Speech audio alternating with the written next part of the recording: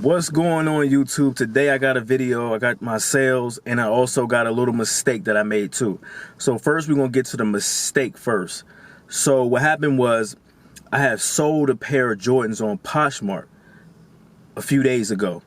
And when I sold the shoes on Poshmark a few days ago, I went looking for the shoes. And I was trying to figure out why I couldn't find them, because I only have them in one spot and there's no other spot to be, where they would be at. So I'm looking, and I'm realizing I can't find them. So I go back and I check another platform which I sell on, which is Mercari. And I realized that I sold the shoes on that platform months ago. So I had to basically go back to Poshmark and I had to refund the customer and let the customer know what exactly happened. I was totally honest with her, just let her know that I had sold on another platform. I didn't try to make it seem like I was being, what you would say, rude or anything like that, or because at the end of the day, she negotiated. We was trading back and forth offers. The shoe was originally at $32 and she tried to, she talked it down to 20 and I was able to get it 25. So I didn't want to make it seem like I didn't want to sell the shoe to her because I wanted to sell it at 32 and not 25. So I let her know basically I had sold the shoes on another platform, and I basically immediately refunded her money. So at the end of the day, you just have to be honest. Whenever you make a mistake, you have to be honest and fess up to it. You have to keep your customers happy, your future customers, your previous customers, the customers that keep coming back. You have to keep them happy, and you have to be honest with them in order to keep your sales and keep them, trust into you, and make sure that they're, not coming on the short end of the stick and you're trying to scam them anything. So I made sure that she got her money back, and I explained to her everything, and it went from there, and everything was okay. Now I'm gonna get to, the sales that I had.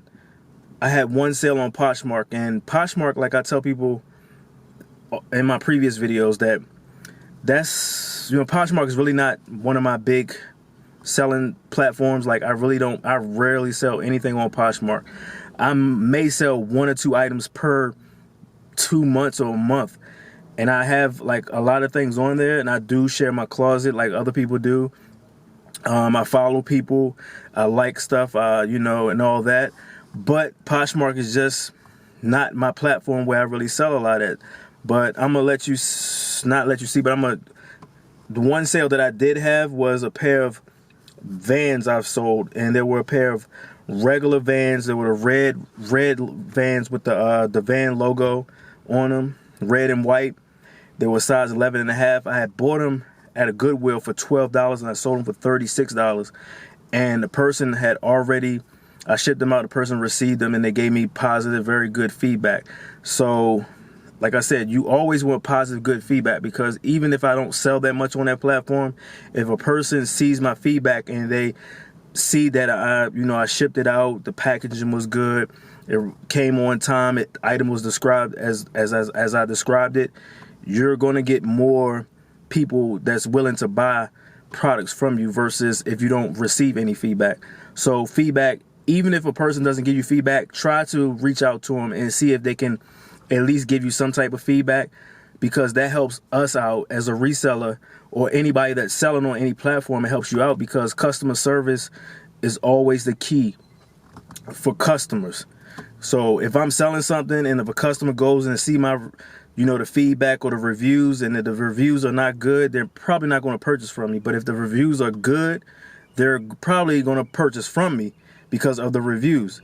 So I suggest that whenever you're selling to anyone and somebody buy from you, if they don't give you feedback, try to reach out to them and see if they can give you feedback.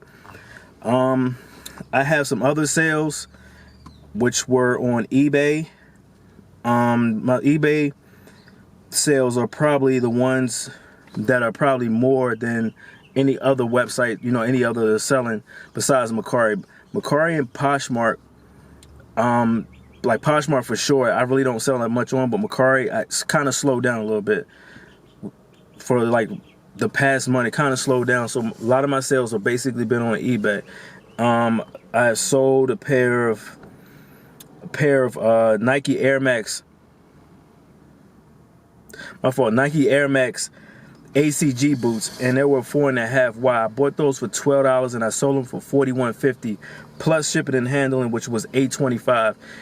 And where I live at, I live on the East Coast, so it actually didn't go that far from me, so the shipping was actually cheaper than I expected.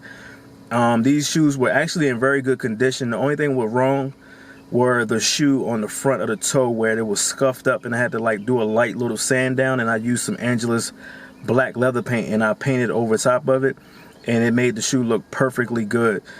I suggest anyone that's selling shoes to buy you some shoe cleaner, whether it's regular shoe cleaner, a name brand shoe cleaner, buy you some leather paint, just buy you multiple types of shoe cleaning equipment. Even Google some of the stuff you can use at your house to clean shoes up with.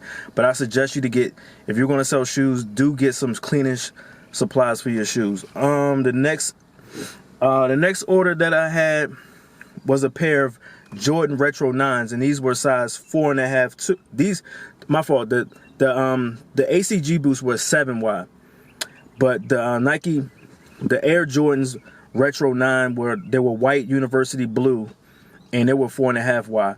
And this was actually given to me from an associate, and she wanted me to sell them. All I had to do was clean up a little bit, and I sold them for $50.99. So this shoe didn't cost me anything. This shoe basically cost nothing. So I received it, like I said, from an associate. So all I did is just a little light cleaning because the shoe was in perfect condition. Anybody out there, especially with the situation that's going on right now with the whole coronavirus and everything, if you're out there, you're selling and you already have stuff, but right now, where everything's going, you can't go out there and you can't go to Goodwills, you can't go anywhere. You would have to do what I have done. I have found people where I work at, and I asked them, you know, you have stuff that you're not, you know, you don't have, that you're not, you know, don't want no more, basically. And they tell me they don't. I say, look, you know, I sell stuff on eBay. Let me sell what you don't want to use no more. And, you know, you can make money, and I make a little bit of money off of, you know, selling the items for you. And basically that was, I have done multiple items for a couple of people, you know, and people continuously see, and I show them what, you know, the process and everything. So for anybody out there that doesn't have, you know, we can't get to inventory like we're, you know, accustomed to. If you're working a full-time job like I am, essential person, essential personnel, essential whatever you want to call. And if you have associates that work with you that have items that they're no longer using or no longer have the use for, you know, talk to them and try to see if you can either buy it from them or see if you can sell it for them, and then try to get a percentage off of the sale. And that's been working out for me for sure. I've been selling my own inventory, which I already, you know, had before the whole coronavirus, but I have also received items from people that I work with, and I've sold items for them, and I've, you know, received my percentage. So on to the next sold item. I had sold a men's Nike block logo shirt. It was like a shirt that had the Nike check, and it had like a block on the shirt, like an actual block. And it was a long sleeve shirt, and I basically bought it from Plato's Closet. I bought it from Plato's Closet for $12, and it still had the tag on it. And I believe the retail tag was somewhere in the neighborhood of $60 or $70, and I sold the shirt for $30. So anytime you can find any type of item, Plato's Closet, Goodwill, wherever you go to do your thrifting, your Goodwilling, your haul, whatever, whenever you can find an item that has a tag on it and that's brand new, do all your investigation and make sure it's actually worth, because just because the tag said $70 or $100 does not mean that the actual value of it is going to be that price.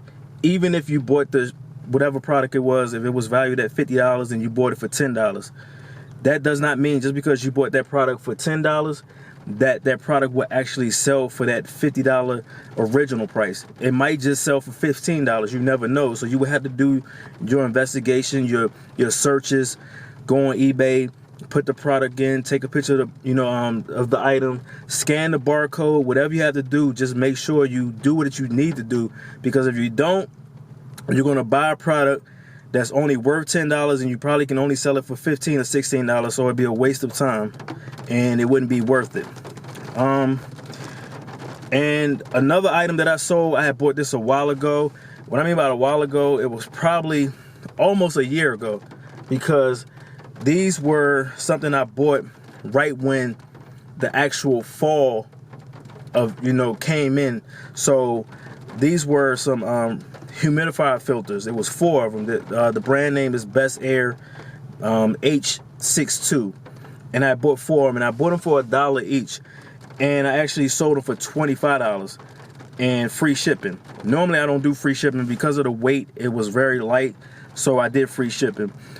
And that's another thing, people, whenever you're thinking about selling anything, always pay attention to the weight.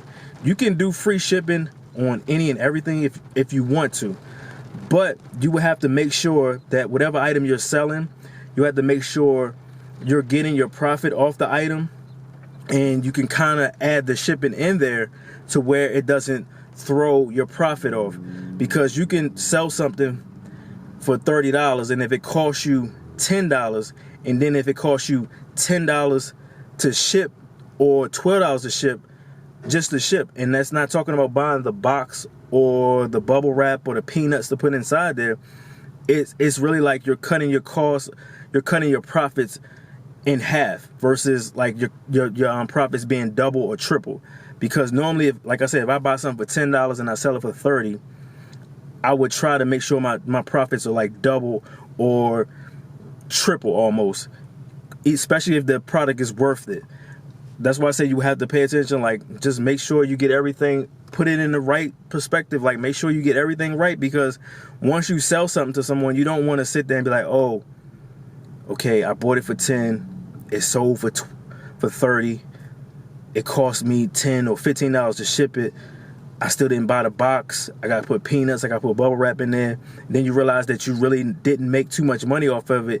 You don't want to sit there and you want to deny the customer that order just because you messed up. You have to make sure you set everything right.